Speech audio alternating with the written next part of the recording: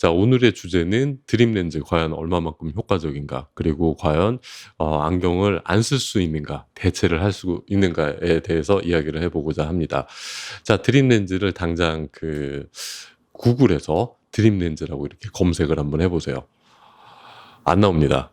네, 나오지가 않아요. 그 드림 렌즈는 오서 K 렌즈스라는 근시 진행 억제, 그러니까 정형 외과적인 렌즈죠. 의 다양한 다른 말 중에 하나의 이름입니다. 근데 이제 우리나라에서는 그게 이제 마케팅적인 용어로 이제 많이 쓰였죠. 이제 그러니까 드림 렌즈, 수면 렌즈, 뭐 나이트 렌즈, 뭐 이런 말로도 이제 쓰이게 되고요. 그러니까 말 그대로 잘 때 한 6시간 정도 권장 사항이에요. 잘 때 이제 렌즈를 끼우고서 아침에는 이제 안경을 벗고 생활하게 되는 렌즈입니다.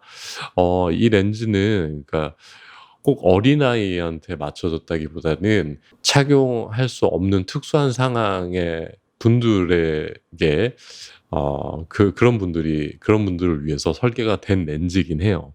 근데 이제 어린아이 이제 성장기 때 쓰게 되면은 근시 진행의 억제를 조금이라도 할 수가 있다고 그래서 그게 이제 어린이들한테 많이 이제 보급이 됐죠. 근데 이제 이렇게 얘기를 하면은 조금 이제 혼동이 올 수가 있을 수도 있어요. 그러면 이게 근시가 치료가 되는 것이 아닌가? 네, 치료가 되는 것이 아니고 그냥 일시적으로 각막을 눌러주는 거예요. 정형외과적으로, 그러니까 물리적으로. 그럼 이제 전 세계적으로 이게 우리나라에서만 이게 이렇게 쓰는 건지 아니면은 유럽, 미국, 뭐 캐나다, 뭐 호주 이런 데서도 쓰게 되는 건지도 비교를 해봐야겠죠. 비교군이 있어야 되니까. 네, 결론만 말씀드리면은 그렇게 많이 쓰지는 않습니다. 불편하죠. 우선은 아이가 힘들고요. 부모님이 제일 힘들어요. 이게 하드렌즈이기 때문에 각막에다가 유리렌즈예요. 말 그대로 유리예요, 유리. 유리를 각막에다가 눌러주고서 밤에 이렇게 똑바른 자세에서 이제 수면을 취하면서 써야 되는데 이렇게 조금이라도 자세가 틀어진다거나 뭐 또 이제 오염이 된다거나 이건 모든 콘택트 렌즈가 갖는 부작용하고 같습니다. 결막염이 생길 수도 있고요. 그래서 관리 차원에서도 굉장히 중요하고 무엇보다도 근시 치료가 되지를 않습니다. 그러면은 왜 드림 렌즈가 우리나라에서 그렇게 인기인가? 네. 약간 좀 이거는 제 개인적인 내피셜이에요. 제 생각입니다만은 그 이제 부모님 된 입장에서 아이가 어렸을 때는 안경을 쓰질 않았는데 갑자기 이제 칠판 글씨가 안 보인다, 뭐 TV가 안 보여서 가까이 본다거나 핸드폰을 너무 많이 봐요. 근데 이제 멀리 보면은 보이지가 않는다고 그래요. 그러면 이제 우선 이제 학업과도 관련이 있겠죠. 글씨가 보이지 않습니다. 다 이래 버리면은 인제 괜히 미안한 마음이 드는 거예요. 내가 인제 안경을 썼는데 인제 뭐 요즘은 인제 MZ 세대 부모님들이 많으시니까 뭐 인제 라섹이나 라식 뭐 시력 교정 수술 하셔 갖고 쓰진 않았는데 아이한테는 당장 시킬 수가 없으니 괜히 나의 그런 유전자가 괜히 미안한 거예요. 물려줬다는 그런 약간은 좀 이제 그런 심리적인 것 때문에. 그래서 인제 드림 렌즈로 많이 인제 가게 되거나 아니면은 그렇게 깊게 고민들을 안 하시는 것 같은데 어 치료가 되지를 않습니다. 말 그대로 정형외과적인 방법이기 때문에 일시적으로 눌러만 주는 겁니다. 자, 그래서 자, 여기에 대해서 좀 심층적으로 한번 이야기를 해 보도록 해 보죠.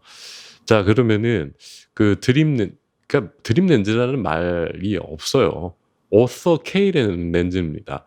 자, 과연 이 렌즈는 안전한가는 모든 콘택트 렌즈가 서두에도 말씀드렸지만은 갖고 있는 부작용은 다 가지고 있어요. 그래서 결막염이 올 수도 있죠, 위생적으로.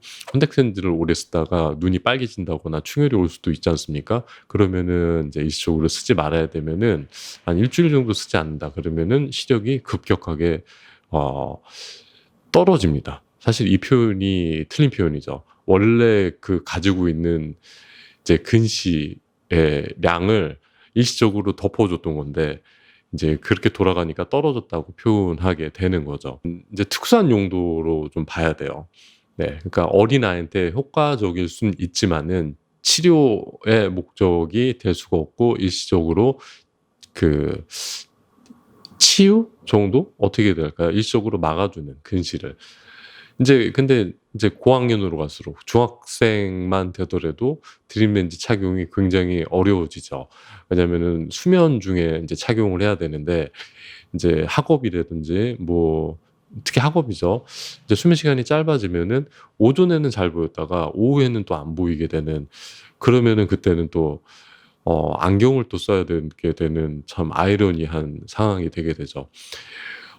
이게 또 이제 고등학교로 가면은 이제는 더 이상 착용을 할 수가 없기 때문에 공부를 해야 되지 않습니까? 하기 때문에 안경을 쓰게 되는데 이게 드림 렌즈를 인제 쓰지 않고서 한 달, 2달, 뭐 6개월, 1년 사이에 시력이 급격하게 원래대로 돌아갑니다. 떨어진다는 표현은 쓰지는 않겠습니다. 자, 그러면은 그렇게 그동안 고생을, 사실은 그것 자체가 인제 고생 아니겠습니까? 인제 그런 노력이라고 하겠습니다. 노력을 했는데도 어차피 안경을 쓰게 된다면은 과연 이거에 대해서 좀 생각을 해 봐야 돼요, 생각을. 물론 근시 조절에 대해서 일정 부분 효과적인 건 있는데 만약에 내가 굉장히 고도 근시란 말이에요. 그러면은 만약에 뭐 8디옵터 이렇게 된단 말이에요. 근데 이게 6디옵터라서 된다고 그래서 이게 좋아지는가는 다른 문제인 거죠. 네. 어차피 가장 어린아이한테 좋은 방법은 과교정되지 않는 안경을 착용을 하는 것입니다. 자, 근시 진행을 늦출 수는 있지만은 막아주지는 못하고요. 인제 안구건조증도 나올 수도 있고요. 그다음에 이거는 말 그대로, 그러니까 특수한 용도, '내가 오전에 안경을 안 쓰겠다.' 이런 분들을 대상으로 하는 거지 꼭 어린아이들의 근시 진행 완화의 그런 조건에는 완벽하게 부합하지는 않습니다. 그래서 그러면은 '아 근데 내 자녀가 안경 쓰는 건 싫다.'라고 하지만은 곰곰하게 생각을 해 보셔야 돼요. 안경을 쓰는 게 아니라 안경은 얼굴에다 이렇게 맞춰 주는 거고요. 여기에 쓰는 의료기기인 광학 렌즈로 교정을 받게 되는 것이죠. 네. 그 안경 광학 렌즈로 교정을 받게 되는 과교정된 렌즈가 좋지가 않을 뿐이지 적절한 교정된, 그리고 검안된 렌즈로서 이렇게 쓰는 게 오히려 훨씬 더 효과적입니다. 자, 만약에 인제 그래서 이런 경우가 굉장히 많아요. 예를 들어서 유럽 같은 경우에는 뭐 유럽이라 하면은 뭐 미국, 호주, 뭐 캐나다, 유럽도 마찬가지고 별로 관심이 없어요. 네. 그냥 안경 씁니다. 그리고 그 나라는 원시가 많기 때문에 원시에는 또 효과적이지도 않고요. 그러면은 과연 이 아이한테도 좀 부담이 되고 부모님한테도 부담이 되는, 여기에 대해서 누군가는 이야기를 해 줘야 되지 않을까. 그리고 실제로도 제가 여기 오면서 드림 렌즈를 이제 고학년이 올라갈수록 중2, 중3, 뭐 고등학생이 올라갈수록 이제 더 이상 쓰기가 굉장히 힘든 상황이 오기 때문에 검안을 하고 안경을 맞추는데 한 달, 2달, 6개월 막 이런 사이에 시력이 막 뚝뚝 떨어집니다. 떨어지는 거 아니고 원래 시력대로 돌아가겠죠. 아니면 최근까지 성인까지도 썼다가 인제 안경을 벗는데 검안을 하게 되는데 이게 거의 일 주일 단위로 막 변해요. 그러면은 '지금까지 뭐 했나.' 좀 허탈해하시는 분들도 많고요. 그런 케이스들이 굉장히 많기 때문에 이 점을 정확하게 아시고서 고민을 해 보시는 게 좋을까 합니다. 오늘은 인제 드림 렌즈에 대해서 이야기를 해 봤고요. 시력이 그렇게 나쁘지 않다면은 드림 렌즈보다는 안경 광학 렌즈로, 그러니까 안경을 착용을 적절한 사이즈의 안경을 착용하는 것을 권장해 드립니다. 네, 이상 바이군이었고요. 다음에도 유익하고 참신한 주제로 다시 찾아뵙도록 하겠습니다. 감사합니다.